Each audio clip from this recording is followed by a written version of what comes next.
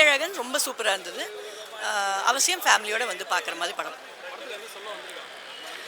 படம் தத்துவம் அந்த மாதிரி நம்ம ரொம்ப சொல்ல முடியாட்டாலும் நடுவில் கார்த்தி சார் சில டைலாக்ஸ் சொல்கிற ரொம்ப அழகாக இருக்குது. உறவுகள் பற்றி, உணர்ச்சிகளை பற்றி ஒரு படம்னு சொல்லலாம்.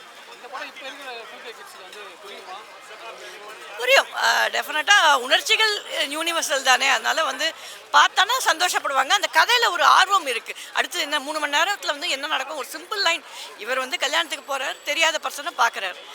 அப்போது இந்த இன்ட்ராக்ஷன் எவ்வளோ நேரம் இந்த இன்ட்ரெஸ்டிங்காக காமிக்க முடியும்னு நம்மளுக்கு ஒரு தோணும். ஆனால் அது 3 மணி நேரத்துக்கு அவங்க காமிச்சிடுறாங்க, ரொம்ப அழகாக காமிக்கிறாங்க. காம்போ ஃபண்டாஸ்டிக் காம்போ, வார்த்தையே இல்லை. இவர் நெருப்புன்னா அவர் ஹைஸ்கூல், 2 பேரும் சேர்ந்து ஒரு சான்ஸ் இல்லை. நல்ல ஃபண்டாஸ்டிக் காம்பினேஷன், வைப் ரொம்ப நல்லா இருக்கு. ஆமாம், 2-3 இடத்துல நம்மளுக்கு எல்லாருக்குமே ஆகும். நல்லா இருந்தது. அவன் அதான் ஒரேடியே துக்கம் மாதிரி கிடையாது, பட் ரொம்ப நெஞ்சை தொடர மாதிரி 2-3 காட்சிகள் இருக்குது. 2 பேருமே சாரி. ஆமாம், கமல் பாடியிருக்கார், நல்லா இருக்குது. அந்த கதைக்கு ஏற்றாப்புல எல்லா மியூசிக்கு பிஜிஎம் எல்லாம் இருக்குது. ஃபேமிலியாக வந்து அவசியம் பாருங்கள். தேங்க்யூ. படம் ரொம்ப நல்லா இருக்குது. ரொம்ப வருஷம் கழிச்சு ஒரு சின்ன நல்ல படத்தை பார்த்துருக்கோம். We are very happy about this movie. Culture, Jallikattu, Thoothukudi ப்ராப்ளத்துக்கு வாய்ஸ் அவுட் பண்ணுறது, இது எல்லாமே கலந்த ஒரு மிக்சடு மூவியாக இருக்குது. அதாவது போயிட்டு ஒரு 2 நாள் இந்த படத்தை பற்றி நம்ம திங்க் பண்ணக்கூடிய விஷயமா இருக்குது. தங்கச்சி சென்டிமெண்ட்டு, மதரு, வாழை இலை சாப்பாடு, ஜல்லிக்கட்டு எல்லாமே இதில் கொண்டு வராங்க. கான்ட்ராடிக்டரி கேரக்டர்ஸாக இருந்தால் கூட அரவிந்த் சாமியும் கார்த்தியும் அவங்கவுங்க கேரக்டரை புரிஞ்சு நடிச்சிருக்காங்க. And I think it is a successful movie only. குடும்ப உறவுகளை மட்டும் சொல்லலை, நம்ம மூதாதையர்கள் ஒள்ளு தாத்தா அந்த அளவுக்கு போயிட்டாங்க. ஒரு வீடு கூட கொள்ளு தாத்தாவை தான் நான் பார்க்குறேங்கிறாரு அவர். பழைய பிளாக் அண்ட் ஒயிட் படங்கள் இருக்கிறது, இது எல்லாத்தையுமே நம்ம காமிக்கிறாங்க. ஓட்டு வீட்டில் கூட எவ்வளோ சந்தோஷமாக இருக்க முடியும்னு காமிக்கிறாங்க. ரெண்டுமே பிரமாதம். ஏன்னா அந்த ஃப்ரீக்வன்சி கெமிஸ்ட்ரின்னு வாங்கல, அது ரொம்ப அழகாக பொருந்திருச்சு. இதில் வேறு யாரையும் யோசிச்சே பார்க்க முடியல. கார்த்தி அண்ட் அரவிந்த் சாமி அந்தந்த கேரக்டர் ஃபிட் ஆகக்கூடிய, ஏன்னா உங்களுக்கு தெரியும் கார்த்தி வந்து நம்மளுடைய நம்ம வீட்டு பையன் சொல்லக்கூடிய ஒரு ஆள், எந்த கேரக்டர் இருந்தாலும் அசால்ட்டாக அடிச்சுட்டு போயிடுவார். கொஞ்சம் இந்த படம் ஒரே ஒரு விஷயத்தை ஞாபகப்படுத்துது, அன்பே சிவம் படத்தோ கொஞ்சம் ஞாபகப்படுத்துது. ஏன்னா அந்த 2 பாண்டிங், அதில் வந்து அவர் கூடவே வருவார், இரிட்டேட்டிங்காக இருப்பார் Kamal.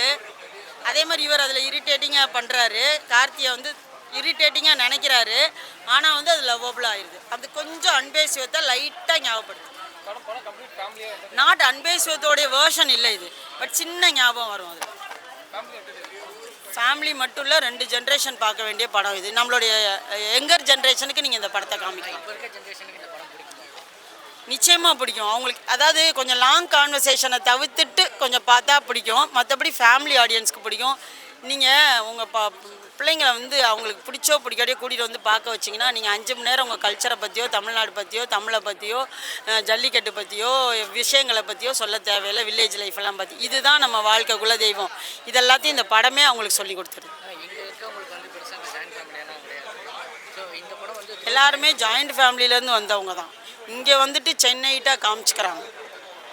Everyone has come from the village. If they are not from village, at least their ancestors have been from the village.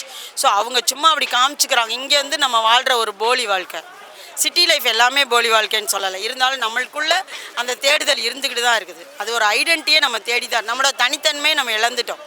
இதை பார்க்கும்போது நிச்சயமாக நம்ம மெமரிஸ் எல்லாம் நிறையா கிடைக்குது. Sentiments, emotionally connected. தேங்க்யூ. படம் நல்லா இருந்துச்சு ஜி. படம் வந்துட்டு பாச பிணைப்பு வந்து அழகாக காட்டியிருக்காங்க. ரொம்ப ஸ்லோவாக இருந்தாலும் வந்து அழகாக எடுத்திருக்காங்க. மியூசிக் வந்து டீசெண்டாக இருந்தது. ஸ்லோ பட் என்ன சொல்கிறது, அரவிந்த் சாமிக்காகவும் கார்த்திக்காகவும் கண்டிப்பாக பார்க்கலாம். அவங்க 2 பேரும் ரொம்ப நல்லா நடிச்சிருந்தாங்க. எந்த விஷயத்தை ஹைலைட் பண்ணிடுறாங்க, பாசன்ற விஷயத்தை தான். சொந்தக்காரங்க மேலே வெறுப்பாக இருக்கிற ஒருத்தர் அண்ட் இன்னொருத்தர் வந்து சொந்தம் தானே, என்னவா இருந்தாலும் வந்துட்டு நம்ம பாசமாக தான் இருக்கணும், நம்ம சொந்தக்காரங்க அப்படின்ற மாதிரி அந்த டிஃப்ரென்ஸை காட்டியிருக்காங்க. அது ரொம்ப அழகாக காட்டியிருக்காங்க. அதான் ரொம்ப பயங்கரமாக ஒர்க் அவுட் ஆயிருக்கு. 2 பேருக்குள்ளே இருக்க கெமிஸ்ட்ரி ரொம்ப நல்லா இருந்துச்சு. அந்த ஃபைனலாக முடிக்கும் போதெல்லாம் ரொம்ப அழகாக முடிச்சிருந்தாங்க. நான் அந்த இதை நான் சொல்லிட்டேன்னா அது வந்து ஸ்பாய்லர் ஆகிடும். ரொம்ப அழகாக இருக்குது. ஃபேமிலியோடு வந்து கண்டிப்பாக பார்க்கணும். நிறைய இடத்துல கார்த்திக் வந்து தன்னோட வாழ்க்கையை பற்றி எக்ஸ்பிளைன் பண்ணுற எல்லா சீன்ஸுமே வந்து இமோஷ்னலாக தான் இருந்தது. கண்டிப்பாக நம்ம எல்லாருக்குமே வந்து ஒரு ஊர், சொந்த ஊருன்னு இருந்ததுன்னா கண்டிப்பாக கனெக்ட் ஆகும். இன்ஃபேக்ட் தஞ்சாவூர் பற்றி சொல்லியிருக்காங்க. நான் தஞ்சாவூர் தான் என்னோட சொந்த ஊர், அதனால் எனக்கெல்லாம் ரொம்பவே கனெக்ட் ஆச்சு. ஆமாம், ஃபேமிலி ஃப்ரெண்ட்ஸ் எல்லாருமே வந்து பார்க்கலாம். சூப்பராக இருக்குது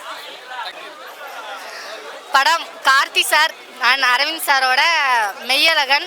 உண்மையிலே படம் சூப்பர்னே சொல்லலாம். ஏன்னா ஸ்டார்ட்அப்லேருந்து எண்டிங் வரைக்கும் நம்ம முன்னாடி 96 நம்ம கிட்ஸாக இருக்கட்டும், ஒரு 80 கிட்ஸாக இருக்கட்டும், வில்லேஜில் நிறையா விஷயங்கள் பண்ணியிருப்போம். அதெல்லாம் ஊர் சைடு நம்ம வளர்ந்ததுக்கப்புறம் வாழ்க்கையை நோக்கி ஓடிக்கிட்டே இருக்கனால எல்லாத்தையுமே மறந்துடுவோம். சொந்தக்காரங்களை மறந்துருப்போம். எங்கள் தாத்தாவோட சொந்தம்லாம் எனக்கு இப்போலாம் யாருன்னே தெரியாது. ஸோ அவங்களாம் ஒரு சில பேர் நம்ம மேலே எவ்வளோ பாசம் வச்சுருப்பாங்க, அதை நம்ம இழந்துட்டா எவ்வளோ கஷ்டங்கிறத அழகாகவே காமிச்சிருப்பாரு. எனக்கு ஸ்க்ரீன் பிளே ரொம்ப பிடிச்சிருந்துச்சு. முக்கியமாக கமலஹாசன் வாய்ஸில் ஒரு பாட்டு வந்தது செம மாசுனே சொல்லலாம். இந்த ஒரு லைனில் சொல்லணும்னா இந்த பேரத்தானடா கேட்டேன், அவ்வளோதான். கதை இதுதான், பேர் தான் ஒரு கதை. 96 அளவுக்கு ஒரு லாஸ்ட் எண்டிங் ஈக்குவல் கொடுத்துருந்தது. காமெடி பயங்கரமாக ஒர்க் அவுட் ஆகிருந்துச்சுன்னே சொல்லலாம் இந்த படத்தில். ஆக்சுவலி வந்துட்டு அவங்க வந்து நம்ம நிறையா பேர் வந்து நம்ம சொந்தக்காரங்களாம் வந்து நம்மக்கிட்ட நைன்னு யாராவது பேசிகிட்டே இருந்தாங்கன்னா நம்ம இப்போ இருக்க ஜென்ரேஷன் எல்லாருமே விலகி போயிடுவோம். அது ஒரு பெருசாகவே எடுத்துக்க மாட்டோம். ஃபோன் நம்பர் மாற்றியே நான் தாண்டா கொடுத்தேன் அப்படின்னு சொல்லும்போது கார்த்தி சார் ஒரு அழுவார். அந்த இடத்துல நம்மளுக்கே ஒரு ஃபீல் வந்துடும். சரி, நம்மளும் இந்த மாதிரி நிறையா பண்ணியிருக்கோமே. நம்ம ரிலேட்டிவ்ஸ்லாம் வந்து பேசும்போது என்ன பண்ணுவோம், வேலை இருக்குது கிளம்பிடுறேன் அப்படின்னு சொல்லிட்டு கிளம்புறது, ஒரே அந்த ஒரு ஃபீல்லாம் ரொம்ப நல்லா இருந்தது. எனக்கு கார்த்தி சார்கிட்ட பிடிச்சது என்னென்னா காமெடி சென்ஸ். அந்த இது படத்தில் ரொம்ப பிடிச்ச ஸ்க்ரீன் பிளே எனக்கு ரொம்ப பிடிச்சதுன்னா ஜல்லிக்கட்டு காட்டின விதம் சூப்பராக இருந்தது. செம்ம மாசு. அந்த 2015 ஜல்லிக்கட்டு நிப்பாட்டினப்ப எந்த அளவுக்கு மக்கள் ஃபீல் பண்ணாங்கங்கிற விஷயத்த ரொம்ப தெளிவாகவே காட்டியிருந்தாங்க. அதெல்லாம் ரொம்ப நல்லா இருந்தது. லாஸ்ட்டாக எண்டிங்கில் கார்த்தி சாரோட ஃபேஸ் காட்டின விதம் சூப்பராக இருந்தது. கண்டிப்பாக முக்கியமாக யாரோ இவன் சாங் எல்லாருக்கும் இன்னுமே ரொம்ப ஃபேவரட் ஆயிரும்னு நினைக்கிறேன். ஏன்னா காதலா காதலா சாங் எவ்வளோ ஃபீல் பண்ண வச்சுச்சோ அந்த அளவுக்கு ஃபீல் யாரோ இவன் சாங் கொடுத்துருச்சு. காம்போ 2 பேருக்கும் சூப்பராக இருந்தது. எனக்கு ரொம்ப பிடிச்சது அப்படின்னா கார்த்தி சாரோட அந்த ஒரு ஸ்லாங்கு, செம்ம ஸ்லாங்கு சூப்பராக சொல்லாரு. அத்தா அத்தா அத்தா அப்படிங்கிறதுலாம் அந்த இதெல்லாம் செம்மையாக இருந்தது. அவங்க